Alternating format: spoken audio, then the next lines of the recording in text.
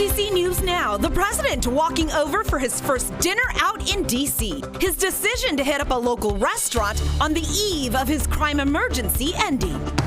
7-Eleven settling a lawsuit for allegedly selling vapes near DC schools. The changes they're making and the $1 million payout to the district. The results are coming in for Virginia's 11th congressional race. Details on the projected winner in the special election. We're tracking that cool down out there for the day tomorrow, along with more cloud cover. The latest details and timing coming up. New rules and rates are coming to your local pharmacy. We'll fill you in before you fill up your next prescription. You're watching the station covering all of the DMV. This is DC News Now. Hi, everyone. Thank you for joining us tonight for DC News Now at 10 o'clock. I'm Chris Flanagan. And I'm Susan Tran. Developing tonight, President Trump finally having his first dinner out in the district. Take a look at his motorcade taking him over that very short distance from the White House over to Joe's Seafood. This is on the corner of H and 15th.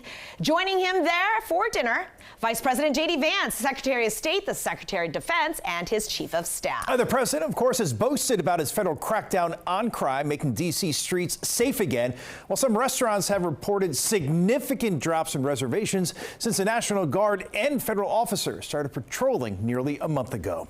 Also in the district, 7-Eleven will pay the city more than $1 million for allegedly illegally selling vapes near schools. DC News Now's Ben Dennis joining us live there in Colorama, near a convenience store that is under investigation. So, Ben, how many e-cigarettes are we talking about here?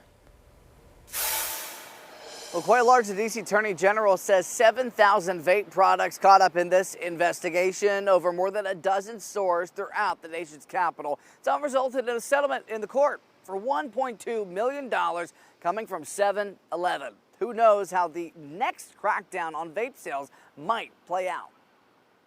Whether driving down the street in D.C. or out for a walk, good luck trying to sell products for vapes and e-cigarettes near middle and high schools. It's against the law. Around school? No, it shouldn't be. That will suck for people who do vapes because it's very convenient to go to the 7-Elevens. The D.C. Attorney General's office says 7-Eleven has agreed to settle for $1.2 million after allegedly selling vape products within a quarter-mile radius of middle and high schools. We issued a subpoena to 7-Eleven. Meryl Grenadier works in the Office of Consumer Protection at the D.C. Attorney General's office. Her team says this store in Columbia Heights was caught up in the investigation. Several schools are within walking distance. But all over town, 7,500 vaping devices at 16 stores were allegedly received, offered for sale, or sold by 7-Eleven. There are all kinds of ways that youth can get access to e-cigarettes by either buying them themselves or having older people buy them for them. In addition to paying $1.2 million, the terms of the settlement reportedly include permanently stop selling and marketing vapes and e-cigs near D.C. schools, provide annual training to staff and reminders to stores in school zones, plus monitor franchise stores and take steps to ensure compliance with local law. They shouldn't pay anything at all. Nothing. As long as it's not near school, they can sell it somewhere else. Trying to keep it away from the children anyway. And we have reached out to 7-Eleven for comment after news of this settlement came about. We're waiting to hear back. I also asked the D.C. Attorney General's office if they've also got other convenience stores, retailers under a microscope right now in a new investigation surrounding vape sales. They say they don't comment about ongoing investigations. In Northwest, Ben Dennis, back to you. DC News Now is your local election headquarters, and we are getting the results in that special election for Virginia's 11th congressional seat. The Associated Press projecting that Democrat James Walkinshaw will be finishing the late Jerry Connolly's term. Now, he ran against Republican Stuart Whitson, but as you can see here with Walkinshaw at 75% unofficially, it was a pretty one-sided race. It was also a race, though, that voters were watching quite closely. Some concerns include the massive cuts to the federal workforce, abortion rights, and transgender policies. I'm fed up. There's too much contradiction, talking about cutting back and yet building a ballroom at the White House. So right to life is an important issue. I think the trans issue is a concern here in Fairfax. Now, voters are looking forward to Virginia's general election, of course, happening in November, where they're going to be casting a ballot for the governor, lieutenant governor, and attorney general races. That's why I'm asking you to re-elect me as governor. Well, Maryland Governor Wes Moore making it official. He is running for re-election. Moore is looking to secure a second term in Annapolis. He was elected as the state's first black governor back in 2022. In his announcement, Moore touting jobs growth all across the state of Maryland. He also touched on claims he wants to run for president and push back against President Trump. They want to know that they have a governor who is focused on things like being able to jumpstart our economy, to keep our streets safe, to focus on public education, to make sure that we are bringing fiscal discipline when we're watching the absolute opposite from people in Washington. All right, we will have much more on the governor coming up in our next half hour, including he took a swipe at former Governor Larry Hogan. Of much more of that, Rennie Bass at 10:30.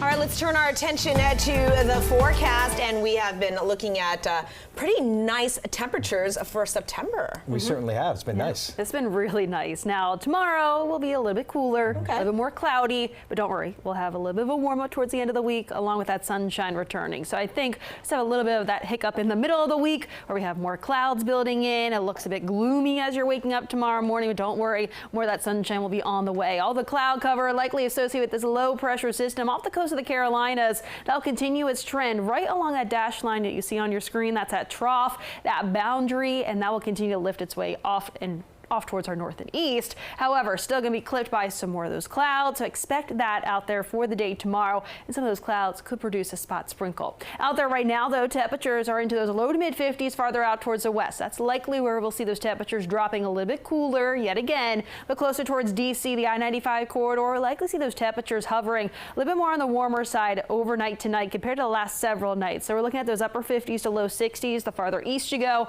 farther out towards the west where we don't really see too much cloud cover overnight tonight, upper 40s to low 50s for those overnight lows. But as we look towards tomorrow, that school day forecast, a little bit of that patchy drizzle in spots tomorrow at the bus stop. So make sure the kids have the umbrella just in case. Mainly cloudy though by recess towards the end of the day. Some sunny breaks, temperatures into those low to mid 70s. More details, time out the rest of that 7-day forecast coming up. All right, Jackie, thank you. New video tonight out of Maryland. This is the chaos following a crash when a car hits a child walking near a school in Prince George's County. This happened last week, and then just a few days later, a crossing guard was assigned to that area. But this incident highlights a much bigger problem in the county, the need for more crossing guards near schools. DC News and Now's Yamri Sase is joining us live there in Temple Hills where the crash happened. And Yamri, how big is this crossing guard shortage? Yeah, so we're near the intersection right next to Imagine Lincoln Public Charter School, and over the past few days there has been a crossing guard here, but that's only after a student was hit by a car. Now parents say every school that doesn't have a crossing guard needs one now, and Prince George's County Police say they're working to fill those positions. Ring camera video shows the moments after a student from Imagine Lincoln Public Charter School was hit by a car while crossing the intersection of Norcross Street and St. Clair Drive after school. One child hit by a car is far too many. Anthony Tillman, chair of the Education Roundtable for Prince George's County Public Schools, says more crossing guards are needed. A simple ask to have a crossing guard at every school is not hard to ask for at this moment. PGCPS says the student was taken to the hospital and released the same day. The school system says they moved quickly to place a crossing guard at that intersection. Hopefully it will help us in the neighborhood, and especially with the kids walking to school.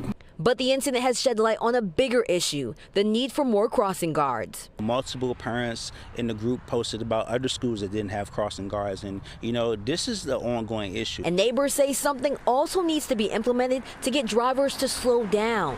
Mainly is that we need speed humps, because the parents bring the children to school, so when they come through in the morning and in the afternoon, they're rushing and they're like speeding. We asked Prince George's County Police how many crossing guard positions are open. The department says they couldn't provide a number, but confirmed they do have openings and are encouraging people to apply. Although there's a crossing guard assigned now, Tillman and other parents say a long-term solution is needed for all school zones. Let's make sure that there's a permanent crossing guard at that intersection and every intersection in Prince George's County Public Schools. Now, I spoke to a parent that actually witnessed the accident happen. She says she's happy a crossing guard is here now, but there needs to be a long-term solutions like more money towards school safety zones. If you are interested in becoming a crossing guard, you can visit our website, dcnewsnow.com. All right, Yamari Say reporting live tonight. Meanwhile, in Fairfax County, parents are worried that mold is making their children sick. Take a look here. These photos show what appears to be mold inside Hayfield Secondary School in Alexandria. A parent telling DC News Now the issue first arose over the summer when students were on campus for band camp. The district says it brought in cleaners, but since the start of the year, issues have persisted. The mom is concerned mold is making her daughter, other students, and teachers sick. She's calling for more transparency from the district. We'll have much more on this story ahead in our next half hour. President Trump's takeover of D.C. police is scheduled to end tomorrow. But as we've been telling you, there are now congressional Republicans who are considering steps to continue to limit the district's autonomy. College students all across the city protesting the federal control. Students at George Washington delivering their message to the university's president's office. Now, they were part of 4 area colleges, all rallying with activists from Free D.C. It's very clear that they're targeting neighborhoods that are predominantly with immigrants, predominantly people of color. We have a city that's safer than ever, students feeling better around campus. Look, I think the reason there's not a lot of students here is because they actually believe that their decision from the federal government is working. There were similar demonstrations at American, Georgetown, and Howard universities. It has now been nearly a month since the first of several homeless encampments in D.C. have been cleared under the president's crime emergency. D.C. says it's working on different solutions to help, but experts say many challenges still exist. Recently, the district announced it will soon open the East Street Bridge housing program. It'll allow certain people to stay for about 3 months with the end goal of permanent housing. And while these new developments help, funding is still crucial. To be clear, no resources from the federal government. So the services that have been expanded have been, local communities, mutual aid, DC government. Experts say the shelter on East Street is expected to be open by the end of the month.